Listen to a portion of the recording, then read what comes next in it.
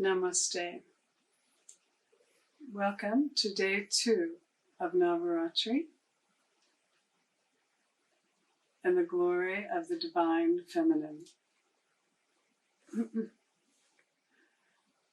Let's talk today a little bit about the Divine Feminine.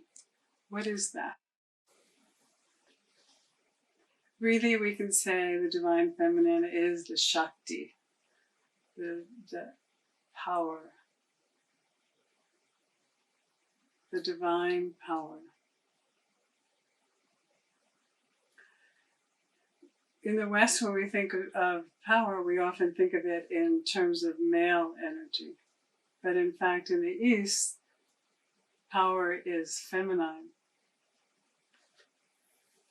It is Shakti. Shakti is a force, the life force that creates and animates everything in this creation.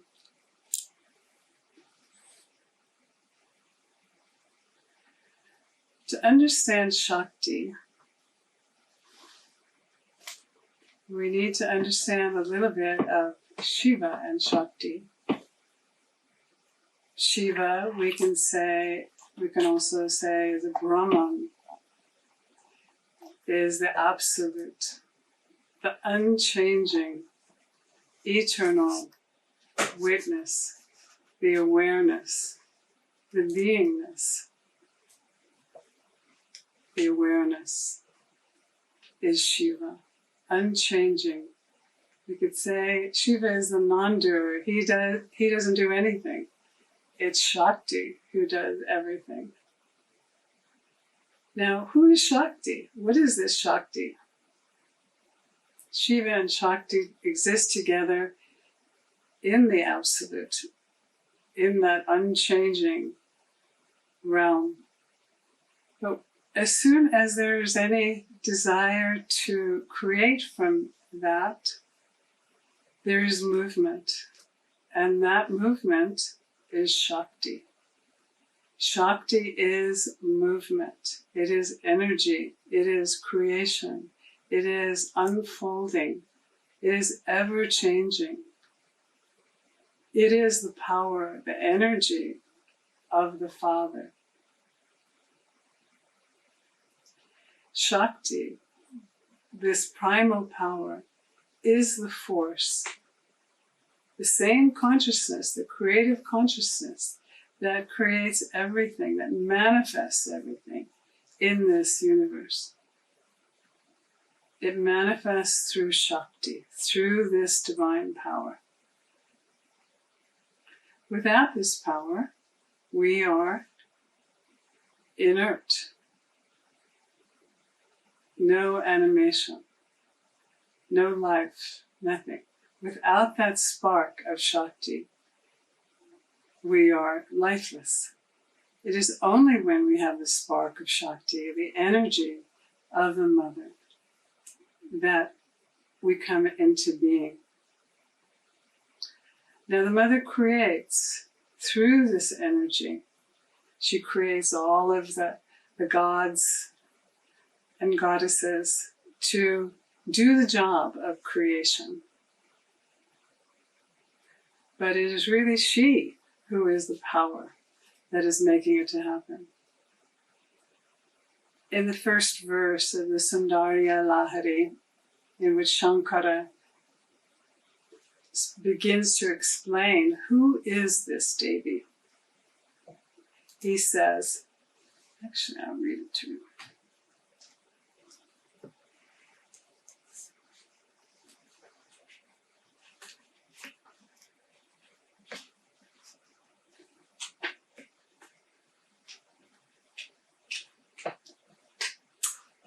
He says, Shiva, the Divine One, when united with Shakti, is endowed with the power to create, protect, and destroy the universe. Otherwise, he is unable even to stir. How can one who has not acquired great merit be capable of worshipping you, who are praised and worshipped by Hari, Hara, and Virinchi, which is Vishnu, Shiva, and Brahma, and even the eternal Vedas. Read that again. Shiva, the Divine One, when united with Shakti, is endowed with the power to create, protect, and destroy the universe. Otherwise, he is unable to stir. So Shiva, the eternal, unchanging consciousness, nothing can happen in this creation unless Shakti is there and manifests that. And through that power, when she gives us that power, when she endows us with that power, we are capable of doing anything, just as Brahma, Vishnu, and Shiva are capable of creating, sustaining, and destroying this universe. It is only through the power of the Devi, through the Shakti, that this is possible. This whole creation is the manifestation of Shakti. Everything is this creation of consciousness in which she is the blissful consciousness that is coming into all of these forms, manifesting as every form in the universe, and especially as human beings. And human beings are endowed. Her energy, she creates our soul, and her energy lives in our body, in each of our chakras. Her intelligence is us. The witness is Shiva. This creation, this whole beingness,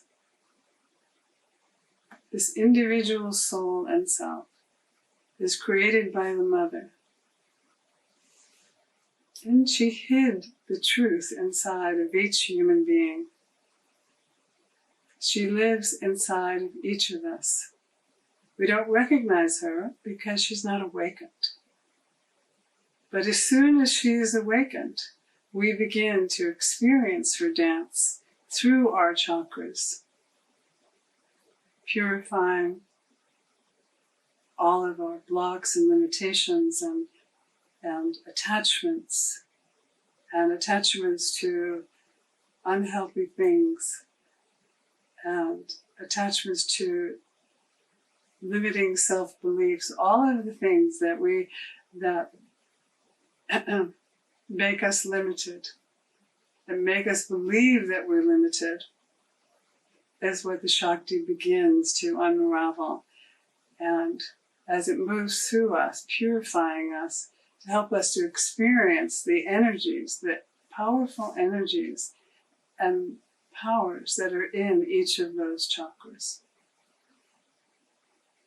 As she awakens in each of us, her powers, all of the beauty that she is, the consciousness that she is, begins to awaken in us.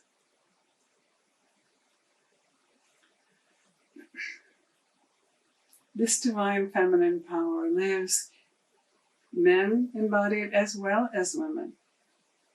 In fact, it is the same feminine energy. We are really, the masculine and feminine is an arbitrary thing in this creation. Really, we are beyond masculine and feminine. But even in a male body, in this creation, the same Shakti is there. And that Shakti is the most precious, beautiful thing we can receive in this life. My first experience of Shakti was through the meaning of a Shakti Dut. A Shakti Dut is a word that means servant of the Shakti, servant of the Mother. Siddhas are Shakti Duts. all Siddhas or Shakti does, they're all serving the mother. I had an experience of meeting such a being many years ago. His name was Swami Muktananda. I had no expectation of what a meeting like that would be. It was a lecture in New York City on Father's Day, and he was giving a talk there. And while there listening, waves of something, I would now call it energy, but then it was not an experience that was familiar to me. But these waves of Shakti began. I could feel it like a tidal wave. And I felt many things happening inside from that initial meeting. The things I began to experience were unbelievable unconditional love. I mean, unbelievable to me because I had never experienced that like that. Incredible happiness and bliss out of nowhere. In the sense of there wasn't something that normally we attribute happiness, unconditional love to something very personal. But this was simply meeting a being who was at a distance. It was being in the energy field of that soul. And that was the most, it was as if someone took just all of the blinders off and showed the beauty, gave me a glimpse of the beauty of life, the joy and happiness arising from really in myself. And to experience unconditional love, waves and waves of unconditional love. That was the beginning of my spiritual awakening. And the relationship with this energy, to understand what is this energy that does that. You know, we attribute it, in my case, meeting an extraordinary being who was a channel of this energy. And that's really the most amazing thing to see, that an embodiment can be a channel for that energy to allow another person to experience that inside themselves. But that gave the first glimpse of who is the mother? Who is this? And I didn't even label it as mother. I came to term it as Shakti, as energy. But as time went on and my own relationship with the mother has developed, I began to see as step by step she introduces us to her. Right? And then coming to understand, first she awakens that energy in us, so that we come to know who she is and feel that energy. We feel that energy in us, we feel that energy, we begin to experience that more and more. And we do certain things, prayer and meditation and mantras. We can experience that Shakti, experience her in that way, very powerfully, and be guided by that energy.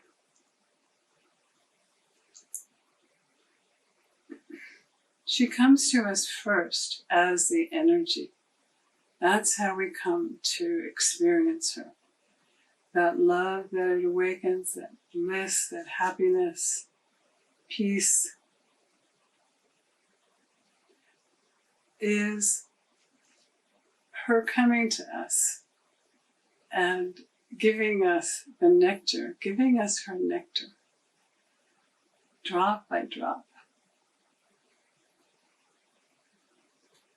She brings the knowledge and the practices so that we can continue to receive this nectar. The soul itself, when it's in meditation, is like a little child sucking the energy from the mother, pulling that energy into itself. Because really, that is the only thing that any of us want. Everything that we're looking for in this life, that bliss, that joy, that satisfaction, she is that. All of the outer things give some of that, but only a reflection of that. And when we recognize that, when we can recognize it, temporal quality of most desires, then she makes us start to search for the real source of that joy and that Shakti. And that's when she comes and the awakening happens and we are connected to her Shakti. Of course, my experience was with the Shakti Dude, as many people's are, because the mother sends the Guru. She comes in the form of the Guru first, and then the Guru shows us how to receive that energy and guide us until we become students of the mother directly. But the first step is our relationship to Shakti. We're not really a relationship, it's our understanding and our reverence for that, and how we can receive more and more of that energy. That energy makes everything to happen.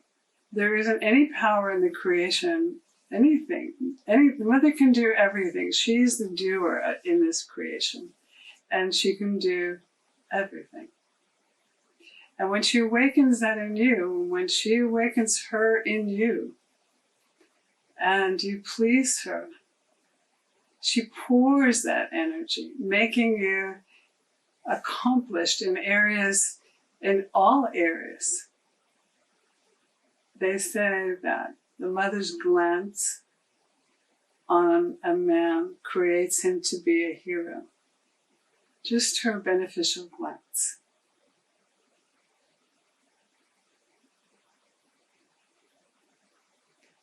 So the divine feminine, the Shakti,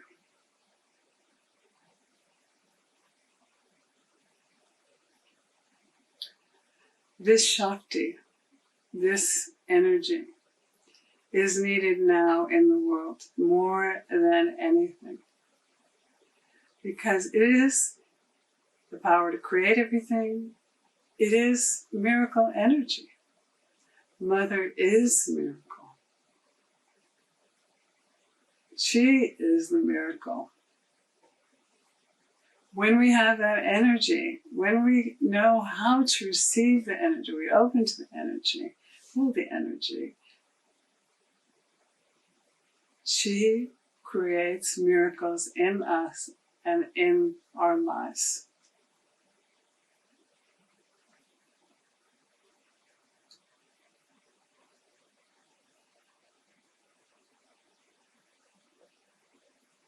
So let us go today to our next fire puja to worship Durga Devi, the supreme power, who during this time is using that power to destroy the negative forces on this earth and in us. All of the blocks that are in us,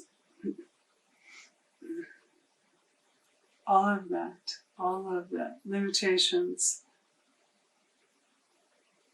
all of those negative feelings we have about ourselves, all of those negative feelings that we have, negative thoughts that we have, negative patterning. She is the one to destroy those belief systems, the limiting belief systems, and bring light where there was darkness. So let us go. Turn to Durga Devi in the fire and connect again and receive the Divine Mother Shakti. Jai Ma.